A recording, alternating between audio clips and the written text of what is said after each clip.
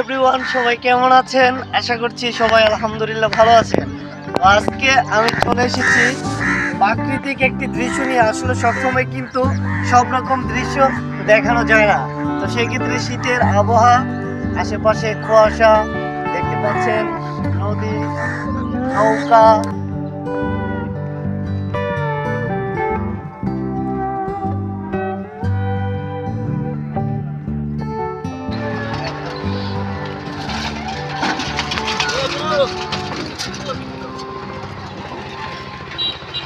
তো আজকে আমি চলে এসেছি ব্রাহ্মণবাড়িয়া সরাইল উপজেলা নোয়াগাঁও ইউনিয়নের বুড্ডা গ্রামে। দেখতে পাচ্ছেন এটা একটা নদী, এখান থেকে আমরা নদীর ওই পার যাব।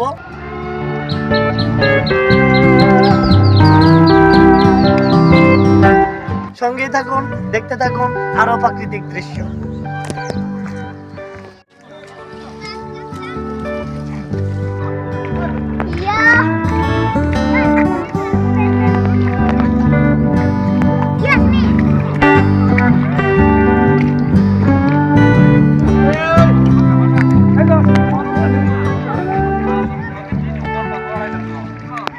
দেখতে পাচ্ছেন নৌকাটা ঠেলে নিয়ে যেতে হচ্ছে।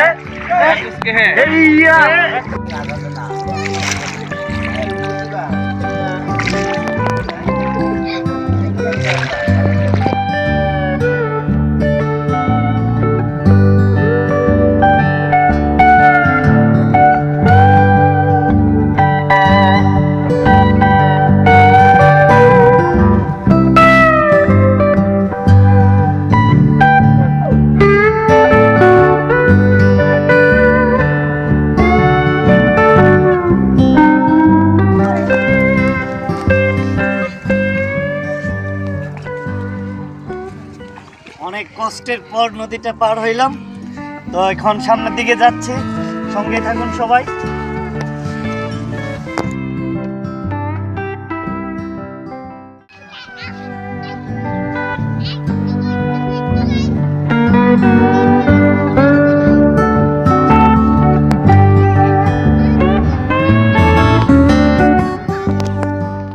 অবশ্যই দেখেছেন আপনারা, নদী পার হয়ে কিন্তু নদীর এই পারে এসেছি নৌকায় করে।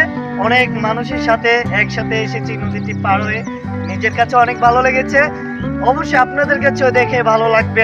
তো নদী পার হয়ে এখন আমি মমতাপুরের উদ্দেশ্যে রওনা দিব। তো আপনারা সঙ্গে থাকুন, দেখতে থাকুন, প্রাকৃতিক দৃশ্য উপভোগ করতে থাকুন, সৌন্দর্য। হয়তো কুয়াশার কারণে প্রত্যেকটা প্রাকৃতিক দৃশ্য, সৌন্দর্য দৃশ্য আপনাদেরকে দেখাতে পারছি না, আসলে সবকিছু কুয়াশায় ঢেকে আছে। যতটুকু দেখা যায় ততটুকুই আমি আপনাদেরকে দেখানোর চেষ্টা করব। সঙ্গেই থাকুন, পাশেই থাকুন।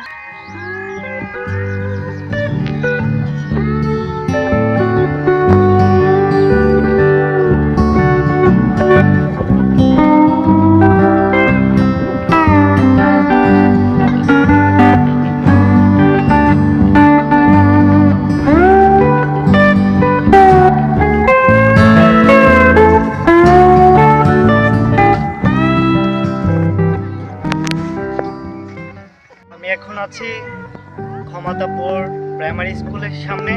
তো আশেপাশে কিন্তু হাওর, তো আমরা মূলত আসছি হাওরের উদ্দেশ্যে A to Z আপনাদেরকে দেখাবার জন্য। সঙ্গেই থাকুন, সামনে আরো অনেক সৌন্দর্য জায়গা আছে, উপভোগ করতে থাকুন।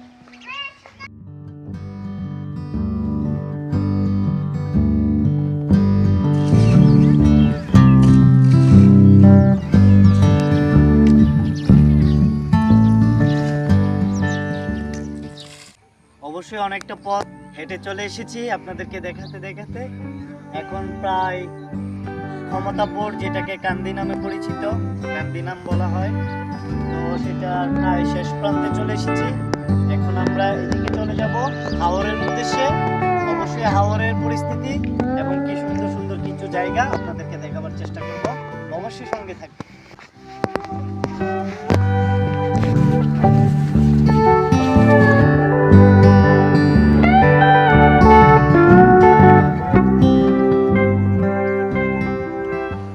চলে আসলাম হাওরে। এই যে দেখতে পাচ্ছেন কাজ শেষে কিন্তু খাওয়া দাওয়া করতেছে।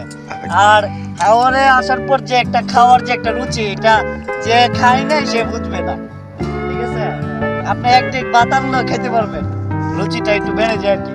তো এই সব কিছু মিলিয়ে অনেক ভালো লাগতেছে, আর অনেক কিছু দেখার আছে, আপনাদেরকে দেখাবো।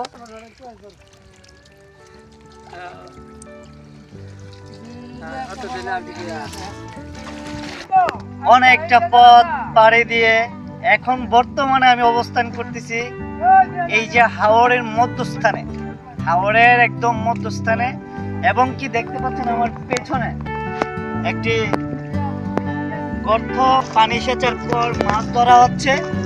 তো মোটামুটি ভালো মাছই পাচ্ছে, আর এটাই হচ্ছে একমাত্র পিওর মাছ।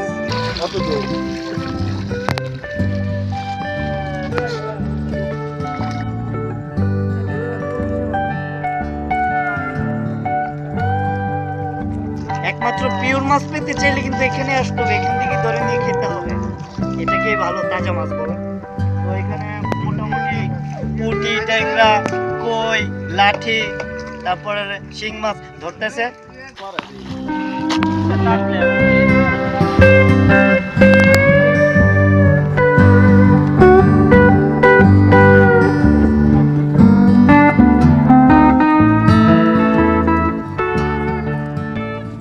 সবকিছু মিলে গ্রামীণ দৃশ্য, প্রাকৃতিক দৃশ্য, গ্রাম বাংলার ঐতিহ্য, সুন্দর সুন্দর ভালো জায়গা আপনাদেরকে সবসময় আমি দেখিয়ে যাব। অবশ্যই আমার সাথে থাকবেন, লাইক কমেন্ট করবেন, মতামত জানাবেন কিরকম দৃশ্য আপনারা দেখতে চান।